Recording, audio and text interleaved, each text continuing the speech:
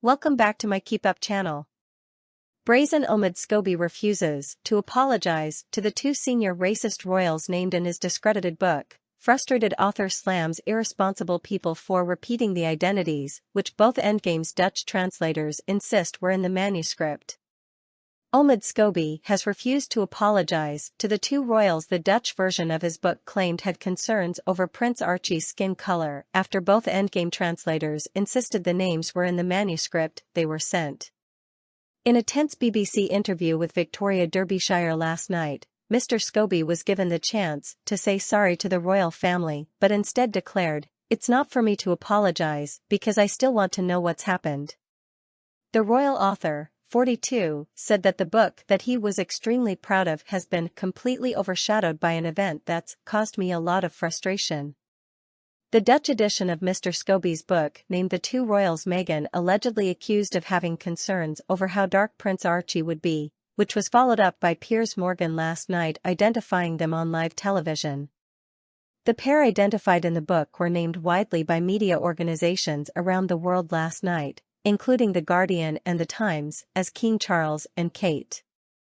Sources close to the Duchess of Sussex, who allegedly named the pair in a letter to Charles, have insisted to The Telegraph that she had never intended them to be publicly identified and that it was not leaked to Mr. Scobie by anyone in her camp. When Mr. Scobie was asked whether he could hand on heart say that this wasn't a publicity stunt to sell more books, he replied, "On my life, on my family's life." He told Newsnight last night that there are irresponsible people in this country that have broken the law and repeated names that should never have been repeated. "The book I wrote, the book I edited, the book I signed off on, did not have names in it," he added. "I'm as frustrated as everyone else."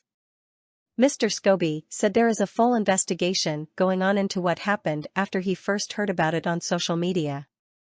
The author, who said his book had been legal-led and vetted, explained that he was in back-to-back interviews on the day that he was told by the Dutch publisher that there was a translation error.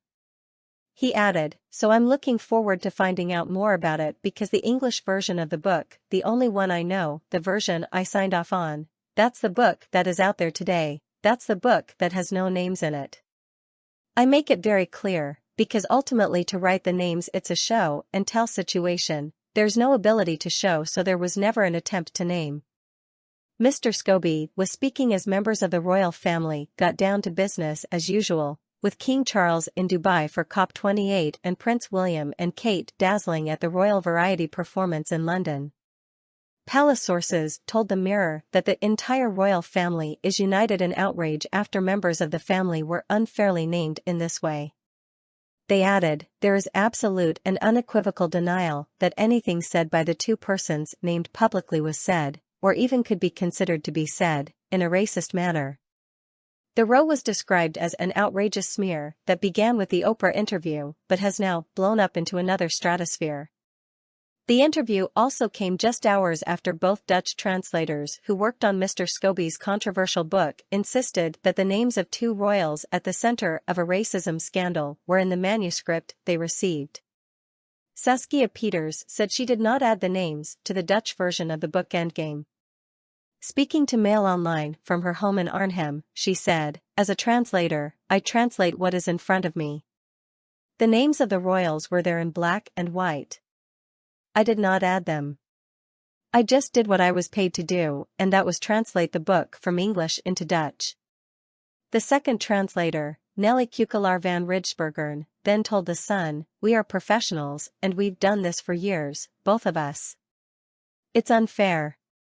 The inclusion of the names led to 5,000 copies of the book, called Final Battle in Holland, being withdrawn from sale on the bookshelves and pulped. Bookstores were ordered to remove the paperback from their shelves and return to the publisher. The book will go back on sale next week. TV presenter Piers Morgan first revealed the names of the pair on his evening show on Wednesday night. Last night, he hosted another show where he defended his decision before describing Mr. Scobie as a proven liar who is dragging the royal family through the mud all over again and reigniting these racism charges because he wants to sell books and make money. In response to Mr. Scobie saying he was frustrated, Morgan also tweeted, "Must be very frustrating when some random person in the Netherlands decides to insert passages naming and racist shaming King Charles and the Princess of Wales in your own book, and you have no idea how that happened." The Dutch edition of the book is said to include the two royals' names, but there is no detail of what was supposedly said during the alleged conversations. Mr. Scobie has provided no evidence to back up the claims. Mrs. Peters was clearly shocked and nervous at the firestorm her translation has caused. She did not say when she received the manuscript from the Dutch publisher Zander Uitgevers. She said that the pages were distributed between herself and fellow translator Nelly Kukeller van Rijsbergen to transcribe. When told the book's author Mr. Scobie had denied the names were in his manuscript, Mrs. Peters said, "I don't know why he would say that. I have been translating for many years. This is the first time anything like this has happened. This is not something I wanted to be involved in. This has been upsetting. I do not want to talk about it much more." Mrs. Peters and her colleague Kukeller van Rijsbergen are credited with the translation in the preface for the book, which has been described as poisonous for its attacks on the royal family, in particular Charles, Camilla, and the Princess of Wales. It is understood they were sent the English version of Endgame by Zander Uitgevers. Mr. Scobie issued a statement yesterday afternoon in which he insisted it was an error in the translation in the Dutch version and he was happy that it was being corrected. But Netherlands publisher simply referred to an error that occurred in the Dutch edition, not making any reference to a translation issue, suggesting there may be a difference in opinion as to what actually happened. Colleagues of Mrs. Peters said would be unthinkable that the experienced translators would add the names without checking with the publisher. Paul Jantz, who runs a book translation service, said, "I find it really unthinkable that a translator would mention names that weren't there in their English version, especially such a sensitive matter. To me it does not make sense. As a book translator you work with what is in front of you. I think they must have used a version with the names in it." Another experienced book translator, based in Amsterdam, also said the pair responsible for the Dutch version of Endgame would not have written the names unless they were in the manuscript already. "Why would they choose these particular names out of all of those they could use?" said the translator. "They are very experienced professionals who have so many credits to their name. Why would they risk doing this, and who is to say they got the right names?" Peters has over 20 years' experience translating books from English into Dutch, including fiction works and Cook's books. Her colleague has translated books for best-selling authors Nicholas Sprks and Wilbur Smith. It comes as well-placed sources told the Mail that Buckingham Palace is considering all options over the royal race row stoked by Mr. Scobie's new book. Sources say that while King Charles is determined to focus on important state business in Dubai, where he is holding bilateral meetings ahead of giving a keynote opening speech at the COP28 summit on Friday, aides are seriously looking at how they should, if at all, respond. While it is clear that courtiers will be looking at the various legal options open to them, it is incredibly unlikely that they would actually sue Mr. Scobie. They would not want to get into a protracted legal battle. But a source told the Mail, "I understand the palace is considering all options open to them. However, the key thing for them is His Majesty responding in the most eloquent way possible by getting on with business and not letting it distract from vastly more important issues regarding the future on the planet and bilaterals with other world leaders, including those impacted by the situation in the Middle East." Other options available to them could be sending out a legal warning to those tempted to further repeat the names, particularly given there has been no confirmation that these are indeed the people concerned or whether there is any truth even to the allegations themselves in the first place. The other option would be to publicly release a statement, much like the late Queen Elizabeth did in the wake of Harry and Meghan, marking their original allegations in their Oprah interview in 2021 when the Duchess of Sussex alleged that a senior royal expressed their concern about her son, Prince Archie's, skin color. Then the late monarch said famously that while the issues around race were concerning, recollections may vary, and vowed to deal with the matter privately. It has been reported that the king and his daughter-in-law subsequently exchanged letters about the matter, in which he is said to have expressed his sadness that she felt that way, but took great pains to explain that there would have been no ill will or casual prejudice intended on behalf of those involved. It is said that he wanted to clear up something he felt strongly about. An indomitable King Charles III yesterday brushed off the row over Endgame as he landed in Dubai, where he will give a keynote speech at the COP28 climate change conference. When asked by Nigeria's President Bola Ahmed Tinubu how he was, the monarch replied, "I'm all right, very much, just about." He added, having had a rather ancient birthday recently, recovering from the shock of that, a nod to turning 75 earlier this month. The Prince and Princess of Wales were also out and about amid the race row as they welcomed the future Queen of Sweden and her husband to Windsor Castle yesterday. They later attended the Royal Variety performance.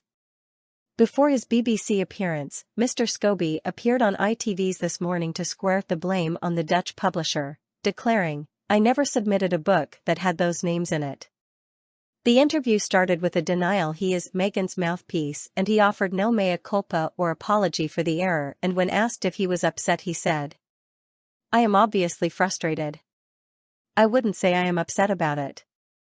Asked if the Dutch farrago was a stunt to sell books in the face of poor reviews, he said, "I wish it was the case, and that an investigation is underway. I had never submitted a book that had their names in it, so I can only talk about my version," he said. "I wrote and edited the English version of the book with one publisher. That then gets licensed to other publishers. I can't speak Italian, German, French, Dutch or any of the other languages that it's come out in." He also said that he and Endgame had been unfairly criticized. He said, "I knew this book would be controversial, whether it's about race or the palace's relationship with the press. I never expected it to be presented fairly." He said, "There have been unfair attacks on me." He said that he believed that he has been victimized because he was saying loudly from the start that Meghan suffered racism. He added that because he is mixed race, he has a different perspective on the racism she had, but insisted that he not just some mouthy fan. Mr. Scobie said he was as frustrated as anyone else, adding, "I make it very clear in this book that I in every way possible want to adhere to the laws surrounding this subject. It's why I've been very careful in how it's described in the book, and it's why I've never spoken about it beyond what I've said in the public domain before. The reality is though that this is information that is not privy just to me.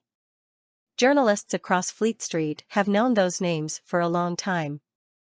We've all followed a certain code of conduct when it comes to talking about it. It's frustrating that now what's going on in the Netherlands with the book that was obviously immediately rescinded and is now being reprinted has happened, and I'm glad to hear so. But for me, I can only talk about the English version of the book that I wrote and produced." Source: dailymail.co.uk. Please like, share, and subscribe. Thank you for watching.